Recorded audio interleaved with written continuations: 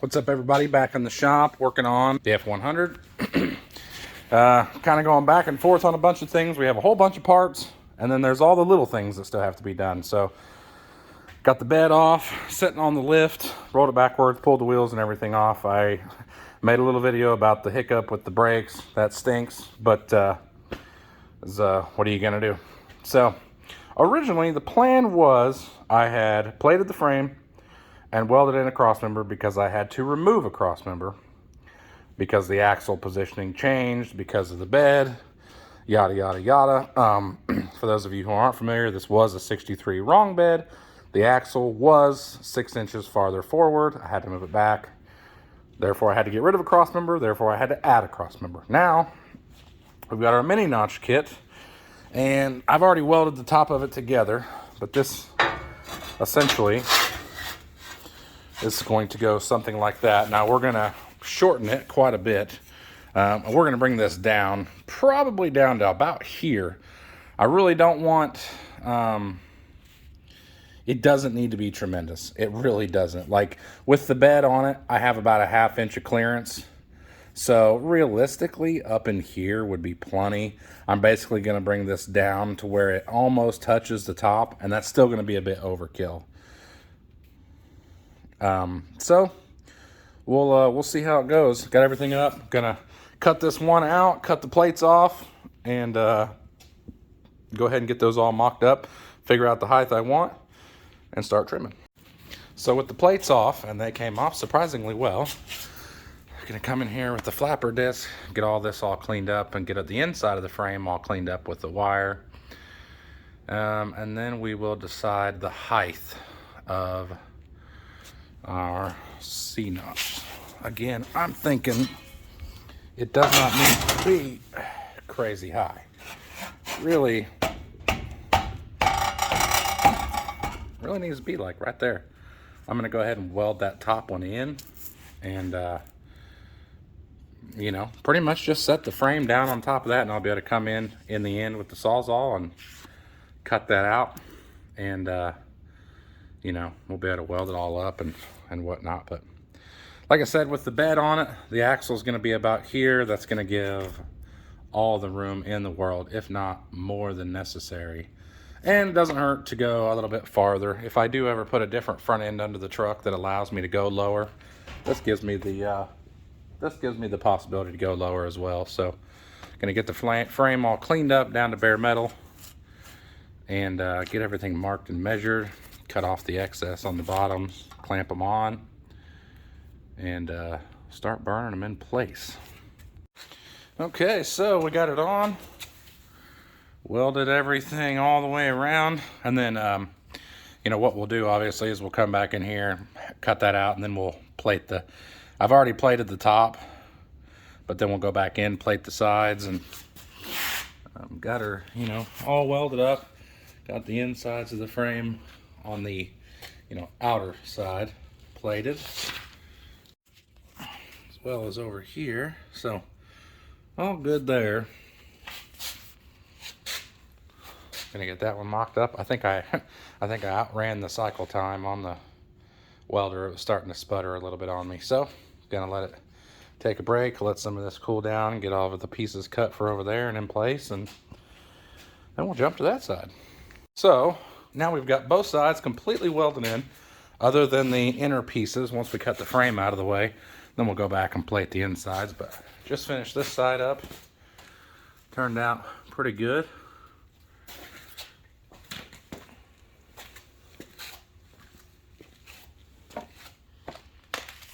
So all plated. We're going to go ahead, cut a piece of tubing to weld across the front as a cross member.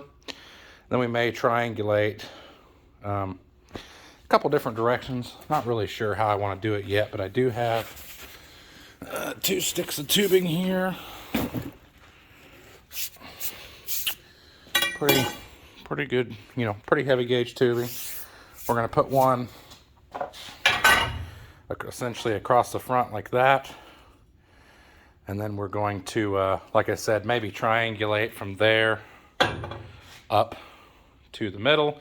Just got to make sure that hog head has plenty of room no matter what we do. I don't want to don't want to do anything that's going to interfere with it fitting once the bed and everything's on. So as long as we know for sure we got clearance there, that's all that really matters to me.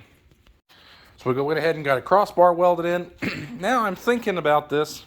I don't just want to weld another one back here because, well, because I do fear of it getting in the way of the hog head eventually. I mean, if I come all the way over here, there's a possibility it would clear. I guess I can actually just check really fast. Whew. That would be close. That would be very close. And I would say it would probably clear. But I know for a fact that hog head, when all the way compressed with the weight of the bed, that hog head had to come through the bed floor. I actually had to cut the bed floor out to make room for the hog head. So, if I ever did carry something in the bed, and most of you don't know me, but I'm a giant vagina when it comes to actually using my old trucks for stuff. They're pretty much just cruisers, so I'm not really worried about that. But if I put two, then that's a potential for a bag mount. I can do a forward shock and a backward shock. I don't know if I'll do that. That's a weird Dodge thing. Yeah, I just don't know yet. This is kind of what I'm thinking. I'm kind of thinking of coming at an angle from the bottom of this frame up, and that would clear the axle just fine. It's not going to be in the way of anything, and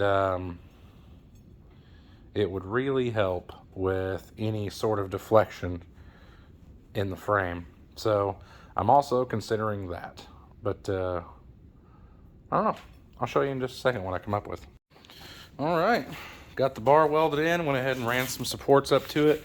I tried and tried running from here up, and I just was having trouble getting the angles right, and I didn't want it to look bad, and so I went ahead and just ran one from there to there. I think that's going to be okay. Obviously it would make sense to have one down here, you know, from there to there, or, you know, wherever, but I think even that is going to help, just with flexing and things like that. So, we're going to go ahead and get this cut out and try to get the rest of it plated by the end of the day. But yeah, not too bad. By no means am I a professional at fitting tubing. But, you know, there may have been a gap or two that had to have been welded up, but that's okay. Learning experience, right?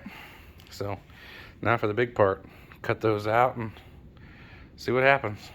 Poor welder's just not having it today, so I had to slow down for just a minute, but there she is, cut out. I got one side plated and welded up, getting ready to plate that last side, weld it all the way around after that, and then probably go through and clean up the bottoms, and then maybe clean up around the sides.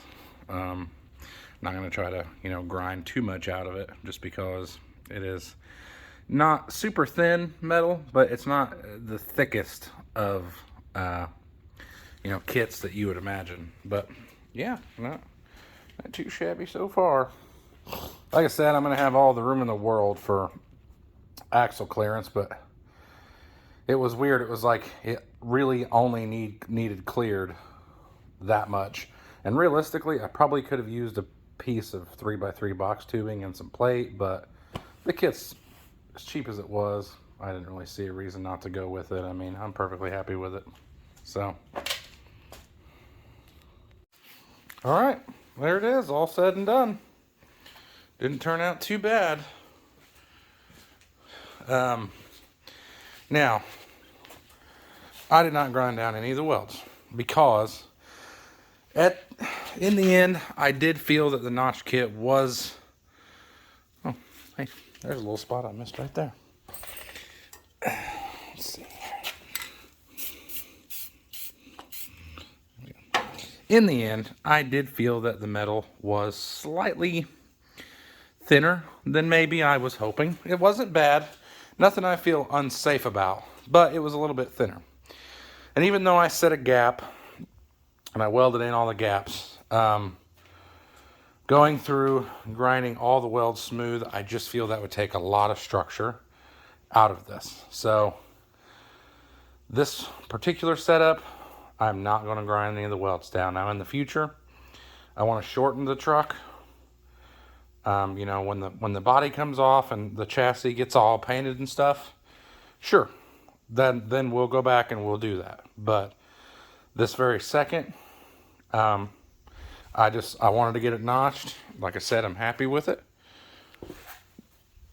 You know, it's good and square. Everything's gonna work really nice. Make a cover for it, and get back on the road. Get back going with the rest of it. So again, you know, I was definitely concerned with, you know, grinding all this smooth, grinding all that smooth and all that smooth, and then, you know, potentially opening up a crack and stuff. So it'll grow on me, you know, not grinding it down. I'm typically the guy that grinds everything until it's baby smooth. And well, you know, again, this is a heavy structural area, so not gonna risk that. I even considered, you know, there for a minute I had some gussets cut. I had to patch a section in the frame, and that part, yeah, I probably should have ground down, but it's okay. It's not, like I said, it's not anything that is worrying me terribly right now. Put some paint on it, come back and do it later, you know. Just this is to just kind of get it done and get it going. But yeah, pretty happy.